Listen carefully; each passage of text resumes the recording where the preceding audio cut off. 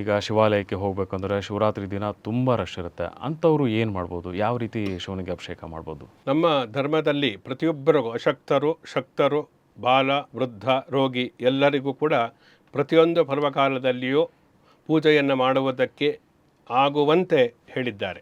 ಅಂದರೆ ನೀವು ಶಕ್ತರಿಗೆ, ಶಕ್ತಿ ಇರತಕ್ಕಂಥವರಿಗೆ ಮಾತ್ರ ಪೂಜೆಯನ್ನು ಮಾಡಬೇಕು, ಶ್ರೀಮಂತರು ಮಾತ್ರ ಪೂಜೆಯನ್ನು ಮಾಡಬೇಕು, ಆರೋಗ್ಯ ದೃಢಕಾಯರಾಗಿರ್ತಕ್ಕಂಥವ್ರು ಮಾತ್ರ ಪೂಜೆಯನ್ನು ಮಾಡಬೇಕು ಅಂತೇಳಿ ಇಲ್ಲ.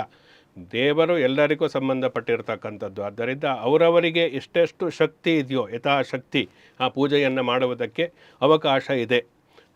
ಆದ್ದರಿಂದ ಅಂದರೆ ಎಲ್ಲರೂ ಪೂಜೆಯನ್ನು ಮಾಡಲಿ ಅಂತ ನಾನು ಆಗಲೇ ಹೇಳಿ, ಸಾರ್ವತ್ರಿಕ ಎಲ್ಲರಿಗೂ ಕೂಡ ನೀವು ಆ ಭಗವಂತನು ಲಭ್ಯ ಆಗಬೇಕು, ಅವನ ಅನುಗ್ರಹ ಅನ್ನತಕ್ಕಂಥದ್ದು ನಮಗೆ ಅನುಗ್ರಹ ಪ್ರಾಪ್ತಿಯಾಗಬೇಕು. ಈ ಪರ್ವಕಾಲವನ್ನು ಪ್ರತಿಯೊಬ್ಬ ಮನುಷ್ಯನೂ ಕೂಡ ಸದುಪಯೋಗವನ್ನು ಪಡಿಸಿಕೊಂಡು ಸಾರ್ಥಕಪಡಿಸಿಕೊಂಡು ತನ್ನ ಜೀವನವನ್ನು ಆ ಮೂಲಕ ಪರಮ ಪವಿತ್ರಗೊಳಿಸಿಕೊಳ್ಳಬೇಕು ಅನ್ನತಕ್ಕಂತಹ ಉದ್ದೇಶದಿಂದ ಪ್ರತಿಯೊಬ್ಬರೂ ಕೂಡ ಮಹಾಶಿವರಾತ್ರಿಯ ದಿವಸ ಪೂಜೆಯನ್ನು ಮಾಡುವುದಕ್ಕೆ ಅವಕಾಶ ಇದೆ.